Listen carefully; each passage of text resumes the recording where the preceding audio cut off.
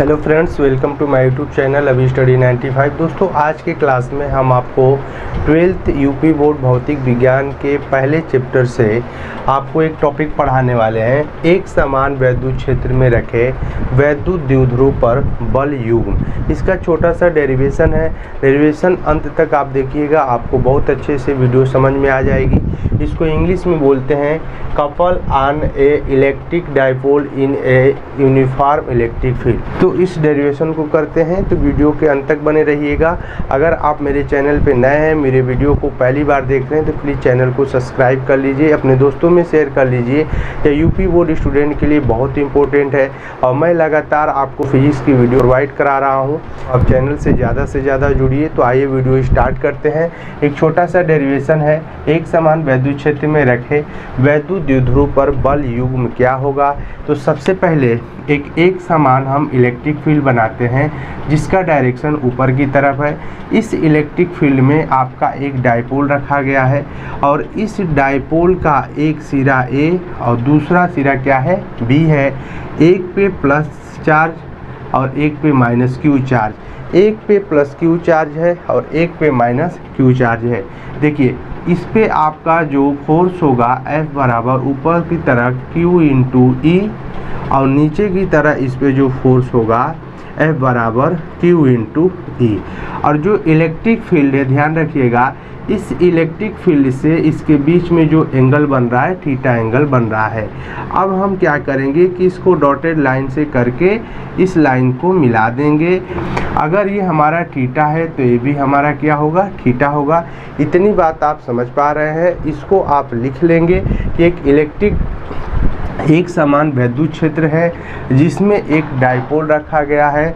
Dipole का एक सिरा प्लस क्यू और दूसरा सिरा माइनस क्यू, यह एक दूसरे से 2L के दूरी पर रखे हुए हैं।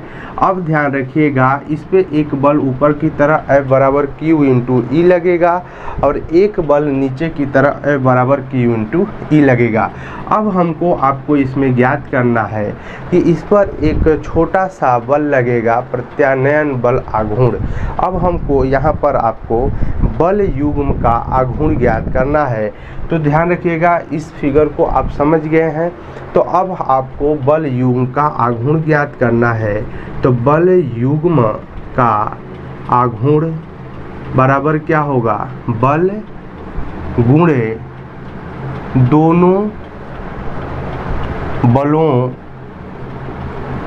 के बीच लंबवत दूरी। अब देखिए, एक बल यहाँ है, एक बल यहाँ है। इन बलों के बीच लंबवत दूरी यही तो होगी, यही होगी। इसको A, B और इसका नाम C कर दीजिए। ये वाली दूरी आपकी लंबवत दूरी होगी। तो एक बल इन दोनों में से कोई एक बल ले लीजिए, F गुणे। अब हमको यहाँ पर लंबवत दूरी AC फाइंड करना है। अब जरा सा इस त्रिभुज के देखिए, ये थीटा एंगल है, तो थीटा एंगल के सामने वाली जो भुजा होगी लंब होगी, ये आधार होगा और ये आपका क्या होगा, कर्ण होगा। तो यहाँ से हम AC फाइंड करेंगे। ध्यान रखिएगा, F कितना होगा, Q इंटू ई गुणे AC हम फाइंड कर रहे हैं। यहाँ से देखिएगा, तो यहाँ पर हम क्या करेंगे, AC फाइंड करेंगे। ध्यान रखिएगा, तो लगाएंगे साइन थीटा। साइन थीटा बराबर लंब बटे में कर्ण। साइन थीटा बराबर लंब कितना है, AC, और कर्ण कितना है, 2L। तो AC यहाँ मिल गया साइन थीटा गुणे 2L। तब यहाँ पर AC का मान रख देंगे, साइन थीटा गुणे 2L। समझ में इतनी बात आ रही है आपको, साइन थीटा गुणे 2L। अब इसको ऐसे लिख सकते हैं 2QL इंटू ई साइन थीटा। अब देखिए 2QL, यहाँ 2QL को क्या हम इलेक्ट्रिक डाइपोल लिख सकते हैं। तो आप कह सकते हैं सर बिल्कुल लिख सकते हैं। तो P लिख सकते हैं इसको गुणे साइन थीटा इंटू ई। ब्रैकेट में हम लिख दे रहे हैं, क्योंकि जो इलेक्ट्रिक डाइपोल P होता है 2LQ, दोनों आवेश के बीच की अल्प दूरी और एक आवेश के गुणनफल को हम इलेक्ट्रिक डाइपोल कहते हैं, जो पिछली वीडियो में हम आपको बता चुके हैं। तो P into sine theta E. इतनी बात आप समझ पा रहे हैं? अगर इतनी बात समझ पा रहे हैं तो यहाँ से देखिएगा, जो आपका बल यूम का आघूर्ण टाउ बराबर आया है, टाउ बराबर, तो टाउ बराबर यहाँ पर पी ई साइन थीटा के बराबर आया है। इसका मात्रक न्यूटन मीटर होगा। क्या इतनी बात आप समझ पा रहे हैं कि ये कैसे होगा? तो टाउ बराबर पी ई साइन थीटा के बराबर होगा। ये निकल के आया है बल यूम का आघूर्ण, टाउ बराबर पी ई साइन थीटा। कब? जब कोई एक समान वैद्युत क्षेत्र में उससे थीटा एंगल पर, वैद्युत क्षेत्र से थीटा कोण पर एक इलेक्ट्रिक डायपोल रखा गया है, उस कंसेप्ट में आपका जो बल यूम का आघूर्ण आया है वह इस डेरिवेशन से आया है, टाउ बराबर पी ई साइन थीटा। इसका मात्रक न्यूटन मीटर होता है। ध्यान रखिएगा, बहुत छोटा सा डेरिवेशन है। एक आपको यूनिफॉर्म इलेक्ट्रिक फील्ड बनाना है, इसमें इस इलेक्ट्रिक फील्ड से थीटा कोण पर एक आपको इलेक्ट्रिक डायपोल रखना है, और इस डायपोल पे एक चार्ज प्लस क्यू और दूसरा माइनस क्यू। इस पे बल ऊपर F बराबर क्यू इंटू ई और दूसरा F बराबर क्यू इंटू ई नीचे लगेगा।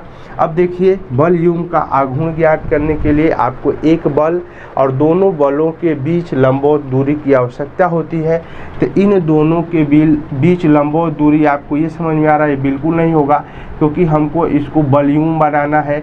तो एक बल ऊपर लगाएंगे तो दूसरा बल नीचे लगेगा, इसके बीच की लंबवत दूरी ये होगी।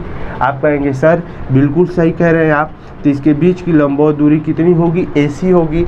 ये आपका एक समकोण त्रिभुज है, ये थीटा एंगल है, तो इसके सामने वाली भुजा लंब होगी, ये आधार होगा, ये कर्ण होगा, तो साइन थीटा बराबर लंब बटे कर्ण। तो साइन थीटा बराबर AC बटे में कर्ण कितना है? 2l। ये वाला कर्ण है, तो यहाँ से AC निकाल लिए, साइन थीटा गुणे 2l। अब इसका मान उठा के हम यहाँ रख दिए, F का मान Q इंटू ई गुणे साइन थीटा गुणे 2l। ये मान यहाँ रख दिए, 2QL इंटू ई साइन थीटा। और 2QL जो होता है आपका इलेक्ट्रिक डायपोल होता है, इसको हम P से प्रदर्शित करते हैं, क्योंकि यहाँ पर हम लिख दिए हैं P बराबर 2QL के बराबर होता है। तो P बराबर साइन थीटा इंटू ई। तो यहाँ पर निकल के आया बल यूम का आघूर्ण टाउ बराबर पी ई साइन थीटा, मात्रक न्यूटन मीटर। अब देखिए, इसको हम वेक्टर रूप में लिखते हैं। तो वेक्टर रूप में लिखेंगे तो ध्यान रखिएगा, वेक्टर रूप में टाउ सदिश राशि है, इसमें P भी सदिश राशि है, और E भी आप क्या होता है? सदिश राशि। तो तीनों क्या है? सदिश राशि है। तो वेक्टर रूप में हो जाएगा tau equal to P cross E के बराबर। तो वेक्टर रूप में हम ऐसे लिखेंगे, टाउ ये भी सदिश राशि है, P क्या है? सदिश राशि है, और E क्या है? सदिश राशि है। वेक्टर रूप में लिखने के बाद में यहाँ तीन चीज़ें आपकी क्लियर हो गई। कैसे? अगर बल यूम का आघूर्ण का बात करें तो बल यूम का आघूर्ण सदिश राशि है या अदिश राशि है, तो आप कहेंगे सर सदिश राशि है। अगर P की बात करें इलेक्ट्रिक डायपोल की, तो आप कहेंगे सदिश राशि है, और इलेक्ट्रिक फील्ड की बात करें तो आप कहेंगे सदिश राशि है। तो वेक्टर रूप में इतना मान होता है। अब देखिए, कुछ विशेष स्थिति है। विशेष स्थिति में हम देखेंगे पहला कंडीशन, इस फार्मूले से हम विशेष स्थिति बना रहे हैं, टाउ बराबर पी ई साइन थीटा से इलेक्ट्रिक डायपोल समांतर क्षेत्र में हो तो थीटा बराबर कितना हो जाएगा? 0। तो अगर थीटा का मान यहाँ पर साइन 0 अंश की बात करेंगे तो इसका मान कितना आएगा? 0।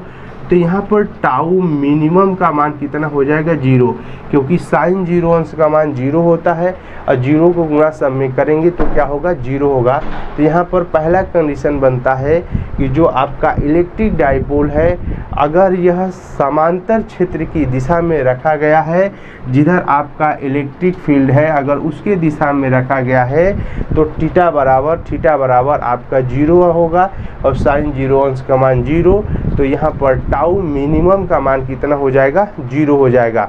अब इस कंडीशन में इलेक्ट्रिक डायपोल पर कोई भी बल युग्म कार्य नहीं करेगा। लेकिन दूसरा कंडीशन है कि अगर थीटा का मान 90 अंश हो जा, अगर ये वाला मान क्या हो जा? 90 अंश हो जा, इस इलेक्ट्रिक डाइपोल को हम सीधा कर दें तो यहाँ से इसका मान कितना हो जाएगा 90 अंश। तो साइन 90 अंश का मान कितना होता है 1 होता है। तो टाउ बराबर पी ई साइन 90 अंश रखेंगे मान, तो टाउ बराबर पी ई के बराबर होगा। और यही टाउ मैक्सिमम होता है पी इंटू ई के बराबर। तो ध्यान रखिएगा, जब थीटा बराबर 90 अंश होगा तो टाउ मैक्सिमम पी ई, अगर थीटा बराबर 0 होगा तो टाउ मिनिमम 0। बल युग्म कार्य ही नहीं करेगा, इलेक्ट्रिक डाइपोल पर बल युग्म कार्य नहीं करेगा। तो ध्यान रखिएगा, इम्पोर्टेंट है। छोटा सा आपको इलेक्ट्रिक डाइपोल P की बात करें तो ये हो जाएगा टाउ मैक्स बटे में E। आप एक फार्मूले से दूसरे फार्मूले को बना सकते हैं। क्या इतनी बात आप समझ पा रहे हैं? क्या डेरिवेशन आपको अच्छे से समझ में आ गया? इससे रिलेटेड जितने भी न्यूमेरिकल आपके 12th यूपी बोर्ड में है आप उसको लगा सकते हैं। इससे न्यूमेरिकल भी लगा सकते हैं और यहाँ से छोटे छोटे पॉइंट भी बना सकते हैं। और इसका जो मात्रक होता है न्यूटन मीटर के बराबर होता है। तीसरा कंडीशन जुड़े, तीसरा कंडीशन क्या हो सकता है? ध्यान से देखिएगा, इलेक्ट्रिक डाइपोल इलेक्ट्रिक फील्ड की दिशा में रखा गया है लेकिन विपरीत दिशा में रखा गया है। तो जैसे विपरीत की बात करेगा थीटा बराबर 180 अंश हो जाएगा। मैं ब्रैकेट में विपरीत लिख दे रहा हूँ तो थीटा बराबर कितना हो जाएगा 180 अंश हो जाएगा।